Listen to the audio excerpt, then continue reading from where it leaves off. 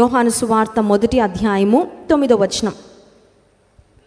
మీ సహోదరుడును యేసును బట్టి కలుగు శ్రమలలోనూ రాజ్యములోనూ సహనములోనూ పాలివాడనునైన యోహానను నేను దేవుని వాక్యము నిమిత్తము యేసును గూర్చిన సాక్ష్యము నిమిత్తము పద్మాసు ద్వీపమున పరవాసిని అయితిని. He was imprisoned and exiled in the island of Patmos. పద్మసు దీవిలో పరవాసిగా ఉన్నాడు. ఎందుకు? నేరం చేసి వెళ్ళాల. కొన్నిసార్లు కొన్ని దీవులు ఉంటాయండి. మేము కూడా అండమాన్ నికోబార్ ప్రాంతానికి వెళ్ళినప్పుడు మీటింగ్స్ కొరకు అక్కడ ఒక జైలు ఉంటుంది, చాలా ఫేమస్ జైలు.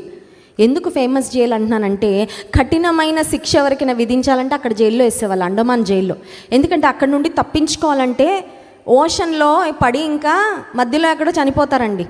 సో వాళ్ళు స్విమ్ చేసుకొని రావడానికి అవకాశము ఉండేది కాదు. కాబట్టి చాలామంది స్వాతంత్ర సమరయోధులను కూడా అక్కడ అండమాన్ జైల్లో వేశారని చెప్తూ ఉంటారు. ఇప్పుడు పద్మసు అనే దీవి చాలా కఠినమైన ప్రాంతము. చాలా కఠినమైన శిక్ష ఎవరికైనా విధించినప్పుడు వారిని పద్మసు అను దీవిలో వేసేసేవారు. ఇప్పటికీ కూడా ఆ పద్మసు దీవి మనం చూడాలంటే వీ కెన్ గో దేర్. కానీ ఆ పద్మసు దీవి చాలా, అది చూడగానే జీవితం మీద విరక్తి వస్తుందంటండి. కొన్ని దీవులు ఉంటాయి, చాలా అందంగా ఉంటాయి. కొన్ని దీవులు ఉంటాయి, కొన్ని ఐలాండ్స్ ఉంటాయి. ఇండోనేషియా దగ్గర కూడా చాలా ఐలాండ్స్ ఉంటాయి. వెస్లీ గారు సువార్త సేవ కొరకు వెళ్ళినప్పుడు నాకు చెప్పారు, చాలా అందంగా ఉంది ఈ ప్రాంతం, సముద్రం మధ్యలో ఉన్న దీవులు చాలా అద్భుతంగా ఉన్నాయి. కానీ ఈ దీవి, ఈ పద్మసు దీవి నిర్మానుష్యమైన దీవి.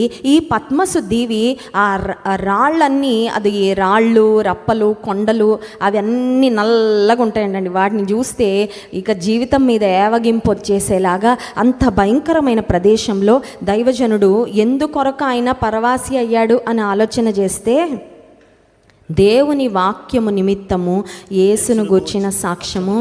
Do you know that it is a blessing to be persecuted for the sake of Christ? క్రీస్తు ప్రభు కొరకు శ్రమను, నిందను అనుభవించటము ఒక భాగ్యము అని మీకు తెలుసా? ఒకవేళ దేవుని నామము నిమిత్తము ఒకవేళ మీరు ఏదైనా దూషణ పాలవుతున్నా, ఒకవేళ నిందల పాలవుతున్నా, తృణీకరించబడుతున్నా, చీదరించుకోబడుతున్నా, ప్రజలు మిమ్మల్ని ద్వేషిస్తున్నా, సంతోషించి ఆనందించుడి, పరలోకమందు మీ ఫలము అధికమగును. మత్తయి సువార్త 5వ అధ్యాయంలో యేసుక్రీస్తు ప్రభువారు చెప్పిన మాట. ఇక్కడ దేవుని సువార్త నిమిత్తము దైవజనుడు పద్మసు దీవిలో పరవాసిగా ఉన్నాడు. ఇక్కడ దైవజనుని గురించి మనం ఆలోచన చేసినట్లయితే, he was the only disciple who was not martyred. యేసుక్రీస్తు ప్రభువారి యొక్క 12 మంది శిష్యులలో ఒక వ్యక్తి ఇస్కరియోతు యూదా, మనందరికీ తెలుసు. యేసయ్యను 30 వెండి నాణాలకు అమ్మేసి ఆ తర్వాత ఆత్మహత్య చేసుకొని చనిపోయాడు. ఆ తర్వాత మిగతా 11 మంది శిష్యులలో 10 మంది యేసుక్రీస్తు ప్రభువు కొరకు, దేవుని కొరకు హతసాక్షులు అయిపోయారు. ఈ ఒక్క శిష్యుడే, యేసయ్యకు ప్రియమైన శిష్యుడు, యేసయ్య రొమ్మున ఆనుకున్న శిష్యుడు, యోహాను శిష్యుడు మాత్రమే ఈ పద్మస్ అనే దీవిలో 18 నెలలు గడిపాడంటండి. Can you imagine? ఒంటరిగా కొన్నిసార్లు ఒక్క రాత్రి గడపలేం మనం కదండి. ఒంటరిగా అమ్మో నా వల్ల కదండి, నాకు మనుషులు కావాలండి, నాకు జనాలు కావాలండి, నాకు ఎవరో ఒకరు మాట్లాడేవాళ్ళు, పోనీ ఎవరు లేకపోతే సెల్ ఫోనే సహవాసం, అంతే కదా. కొంతమంది ఒంటరిగా ఉంటారు, ఏం చేస్తుంటారు, ఇంకా ఫోన్ మోగుతానే. కొంతమందికి పడుకున్నప్పుడు కూడా బ్యాక్గ్రౌండ్ మ్యూజిక్ కావాలి. ఏంటది? ఫోన్ ఏదో ఒకటి పెట్టుకొని పాటలో వాక్యమో ఏదో వింటూ వింటూ వింటూ, but I cannot be alone, నేను ఒంటరిగా ఉండలేనండి అంటూ ఉంటాం చాలాసార్లు. కానీ ఈ దైవజనుడు యేసుక్రీస్తు ప్రభు కొరకు, ఆయన సువార్త కొరకు 18 నెలలు ఒంటరిగా ఆ పద్మసు దీవిలో ఉండిపోయాడు. అఫ్కోర్స్ ఆ తర్వాత ఎఫెస్సు అనే పట్టణానికి వచ్చిన తర్వాత ఆయన వృద్ధాప్యం వలన చనిపోయి దేవుని రాజ్యానికి వెళ్ళిపోయాడు. కానీ ఆయన మాత్రం హతసాక్షి అవ్వలేదు. ఇప్పుడు మనం ఆలోచించవలసిన ఒక ప్రాముఖ్యమైన విషయం ఏంటంటే, ఒంటరిగా దైవజనుడు ఉన్నప్పుడు దేవుడు దైవజనుని విడిచిపెట్టాడా? He was not surrounded by family. అతని కుటుంబీకులు ఎవ్వరు లేరు, తోటి శిష్యులు ఎవరు లేరు, విశ్వాసులు ఎవరు లేరు, ఆదరించేవారెవరూ లేరు, పలకరించేవారెవరూ లేరు, సమయానికి భోజనం పెట్టేవారెవరూ లేరు. చుట్టూ చూస్తే ఒంటరితనమే. ఒకవేళ గట్టిగా కేక వేస్తే తన స్వరమే తనకు మళ్ళీ రీసౌండ్ వస్తుందండి. అలాంటి పరిస్థితి. అలాంటప్పుడు దైవజనుడు ఆ సమయాన్ని వేస్ట్ అన్న చేయొచ్చు, లేదన్నా ఉపయోగకరంగా అయినా మార్చచ్చు. But the man of God chose to wait upon the Lord in his loneliness. తన ఒంటరితనంలో దైవజనుడు ఏం ఎంచుకున్నాడంటే, దేవుని స్వరము వినడం కొరకు, దేవుని ప్రత్యక్షతలు పొందుకొనుట కొరకు ఈ సమయాన్ని నేను ఉపయోగించుకుంటాను అనే ఒక అద్భుతమైన దైవికమైన ఆలోచనతో దైవజనుడు ముందుకు వెళ్ళాడు. ప్రియమైన దేవుని బిడ్డ, God never allows any circumstance in your life without a purpose. ఏ చిన్న విషయమైనా, ఏ పెద్ద విషయమైనా ఆయన ఉద్దేశం లేకుండా, ఆయన అనుమతి లేకుండా, ఎస్పెషలీ రక్షణ పొందిన వారి జీవితంలో ఎన్నడూ కూడా దేవుడు అనుమతించడు. ఆయన పర్మిషన్ లేకుండా ఏది మన జీవితంలో జరగదు. ఆయన ఉద్దేశం లేకుండా కూడా ఏది మన జీవితంలో అనుమతించడు. ఇన్ఫ్యాక్ట్ దేవుడు మన జీవితంలో ఒకవేళ శ్రమ అనుమతిస్తే ఆ శ్రమను ఆయన కొరకు మహిమకరంగానే ఆయన ఖచ్చితంగా మార్చుకుంటాడు.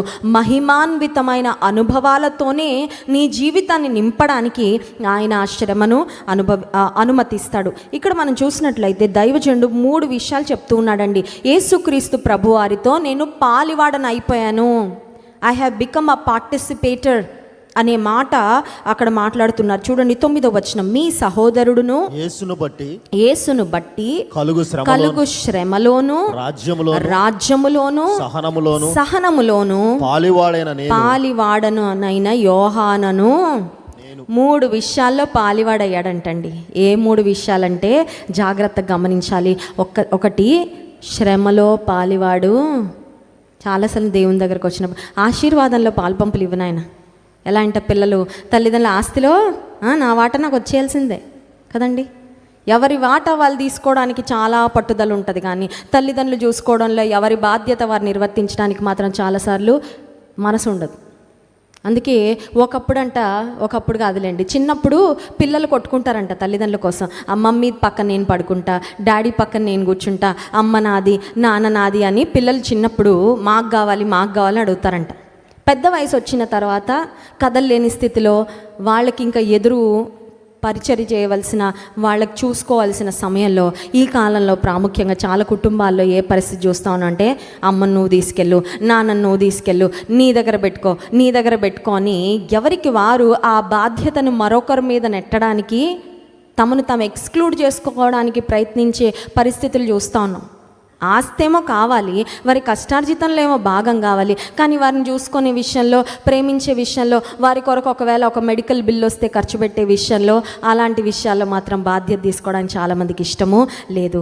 ఆశీర్వాదమునకు వారసులగుటకు మనం పిలువబడ్డాం. దేవుని వాక్యంలో వ్రాయబడిన మాట నిజమే. ఈ లోక సంబంధంగా ఆశీర్వాదాలు ఇస్తాడు, పరలోక రాజ్యంలో కూడా శ్రేష్టమైన మహిమను ఆయన మన కొరకు సిద్ధపరిచాడు. అవన్నీ ఉన్నాయి, కానీ ఈ లోకంలో జీవిస్తున్నప్పుడు ఆశీర్వాదాలతో పాటు శ్రమలలో కూడా మనం పాలి భాగస్థులం అని మనం ఎప్పుడు కూడా మర్చిపోకూడదండి. అందుకే 2వ తిమోతి పత్రిక 2వ అధ్యాయము 12వ వచనంలో దైవజనుడు ఒక మాట రాస్తున్నారు. చూడండి 2వ తిమోతి పత్రిక 2వ అధ్యాయము 12వ వచనం, సహించిన వారైతే ఆయనతో కూడా ఏలుదుము. ఆయనను ఎరుగమంటే మనలను ఆయన ఎరుగనను. సహించిన వారమైతే ఆయన ఏమి సహిస్తే, శ్రమలను సహిస్తే ఆయనతో పాటు ఏలుతాము.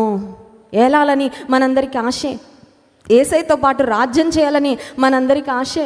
దేవుడు మన కొరకు సిద్ధపరిచిన ఆశీర్వాదాలన్నీ స్వతంత్రించుకోవాలని మనకు ఆశే, కానీ ఆయనతో పాటు శ్రమలలో కూడా పాలివారము అవ్వాలి. 2వదిగా మనం చూసినట్లయితే ప్రకటన గ్రంథం 1వ అధ్యాయం 9వ వచనం, శ్రమలోను రాజ్యములోను సహనములోను పాలివాడను.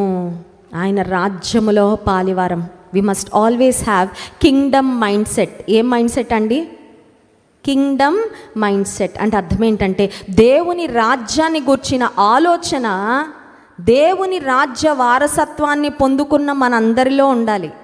మళ్ళీ చెప్తాను చూడండి, పరలోక రాజ్య వారసత్వం పొందిన, దేవుని రాజ్యములోకి స్వీకరించబడిన, ఆయన కుటుంబంలోకి స్వీకరించబడిన మనందరికీ ఒక మైండ్ సెట్ ఉండాలి. ఏంటా మైండ్ సెట్ అంటే కింగ్డమ్ మైండ్ సెట్. ఎప్పుడు ఆలోచన, నా దేవుని రాజ్యాన్ని నేను ఎలా కట్టగలను, దేవుని రాజ్యము కట్టబడుట కొరకు నేను ఎలా ప్రయాసపడగలను, దేవుని రాజ్యం కట్టబడుట కొరకు నేను ఎలా సహకరించగలను, దేవుని రాజ్యం కట్టబడుట కొరకు నేను ఎలా ప్రార్థించగలను, దేవుని రాజ్యము కట్టబడుట కొరకు, దేవుని రాజ్యం యొక్క విస్తరణ కొరకు నేను ఏం చేయగలను. దైవజనుడు దేవుని రాజ్యములో ఆయన పాలిభాగస్థుడయ్యాడు. మొదటిది శ్రమలో, రెండవది రాజ్యములో, మూడవది సహనంలో. Very interesting. చాలాసార్లు సహనం అనేది చాలా లైట్గా తీసుకుంటామండి. But this is such a wonderful spiritual quality. చాలా అమూల్యమైన ఆత్మీయమైన లక్షణం. ఇది అంత ఈజీగా రాదు. ఈ సహనం అనేది డెవలప్ అవ్వాలంటే కొన్ని రకాల పరిస్థితులు గుండా వెళ్తే తప్ప ఈ సహనం అనేది మనలో డెవలప్ అవ్వదు.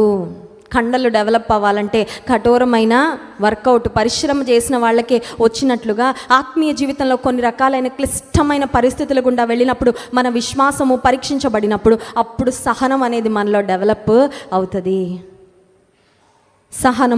సహనంలో కూడా పాలిభాగస్థుడు అయ్యాడు దైవజనుడు.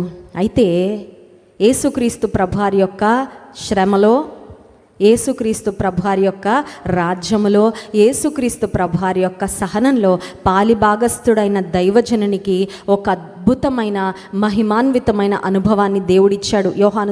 యోహాను రాసిన ప్రకటన గ్రంథం 1వ అధ్యాయంలో 16వ వచనం చూడండి. ఆయన తన కుడి చేత 7 నక్షత్రములు పట్టుకొని ఉండెను. ఆయన నోట నుండి రెండంచులు గల వాడి అయిన ఖడ్గం ఒకటి బయలు వెడలుచుండెను. ఆయన ముఖము మహా తేజస్సుతో ప్రకాశించుచున్న సూర్యుని వలె ఉండెను. నేను ఆయనను చూడగానే చచ్చిన వాని వలె ఆయన పాదముల యొద్ద పడితిని. ఆయన తన కుడి చేతిని నా మీద ఉంచి నాతో ఇట్లనెను. He had a wonderful revelation, a glorious revelation of God. దేవుని గుర్చిన ఒక మహిమాన్వితమైన ప్రత్యక్షత దైవజనుడు పొందుకున్నాడు. ఒక హెవెన్లీ విజన్, ఒక మాటలో చెప్పాలంటే ఒక అద్భుతమైన దర్శనాన్ని దైవజనుడు అయిన యోహాను, అదంతా మీరు ఇంటికి వెళ్ళిన తర్వాత చదవండి. ఆ మాటలన్నీ కూడా 1వ అధ్యాయంలో మీరు 16వ వచనం వరకు జాగ్రత్తగా చదివితే దేవుని స్వరూప దర్శనాన్ని ఆ విజన్లో ఎలా చూశాడో దైవజనుడు యోహాను రాశాడు. అవన్నీ చదివితే, ఊహించుకుంటే ఆ దర్శనం నాకు కలిగితే ఎంత బాగుండు, నేను చూస్తే ఎంత బాగుండు అని మనకు అనిపిస్తుంది. కానీ ఆ దర్శనాన్ని దైవజనుడు చూడడానికి, ఆ దర్శనాన్ని దైవజనుడు పొందడానికి ఒక భయంకరమైన పరిస్థితి గుండా 18 నెలలు దాదాపు ఒంటరిగా ఉండిపోయాడు. సమయానికి భోజనం పెట్టేవారు ఎవరు లేరు, పడుకోవడానికి ఒక మంచి పరుపు లేదండి.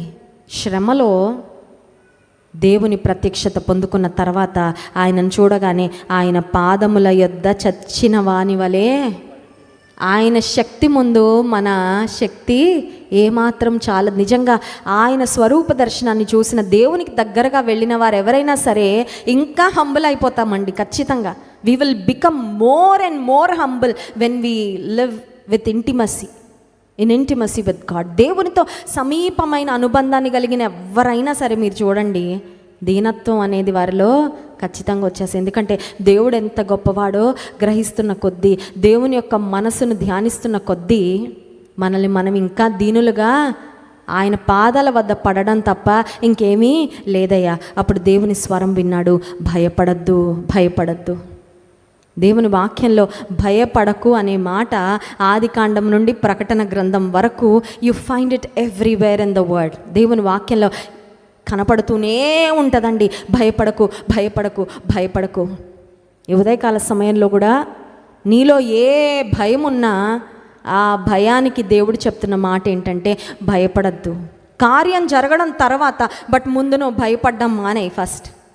First learn to face what ever is ahead of you with my help. నేను ఉన్నా కదా నీతో తోడుగా, భయపడద్దు. ముందు నువ్వు భయాన్ని విడిచిపెట్టు. ముందు పిరికితనం గల ఆత్మను వీడు, ధైర్యంతో నింపబడు. నేను నీకు తోడుగా ఉండి నిన్ను ముందుకు నడిపిస్తాను. దైవజనుడు పొందుకున్న ఆ మహిమాన్వితమైన అనుభవము ప్రకటన గ్రంథంలో రాబోయే కాలంలో జరగబోయే విషయాలన్నిటిని గురించి దైవజనునికి దేవుడు తెలియజేశాడంటే అది దైవజను యొక్క శ్రమ, ఒంటరితనము, ఒక బానిసత్వము, నిస్సహాయమైన పరిస్థితుల్లో నుండే అంత ఆశీర్వాదకరమైన గ్రంథము బయటకి వచ్చిందండి. నేటికి సంఘానికి రాబోయే కాలంలో జరగబోయే విషయాలన్నీ తెలుస్తున్నాయంటే ప్రకటన గ్రంథము దానికి ఆధారంగా ఉంది. ప్రియమైన దేవుని బిడ్డ, నీ జీవితంలో కూడా నీ వెళ్తున్న పరిస్థితులను బట్టి you may have a question, why? ఎందుకు దేవా? ఎందుకు వచ్చింది అర్థం అవ్వట్లా, ఎలా వచ్చింది అర్థం కావట్లా, ఎలా బయటపడాలో అర్థం కావట్లా అనే పరిస్థితులు నీవు ఉన్నట్లయితే remember, God can bring out something beautiful and something glorious out of the trials that you are going through. నీ వెళ్తున్న శ్రమ ద్వారా దేవుడు మహిమాన్వితమైన ఆశీర్వాదకరమైన అనుభవాలను నీ జీవితం నుండి బయటకు తీసుకురాబోతున్నాడు. ఆయన కీడును మేలుగా మార్చే దేవుడు. కళ్ళు మూసుకోండి, ప్రార్థన చేసుకుందాం.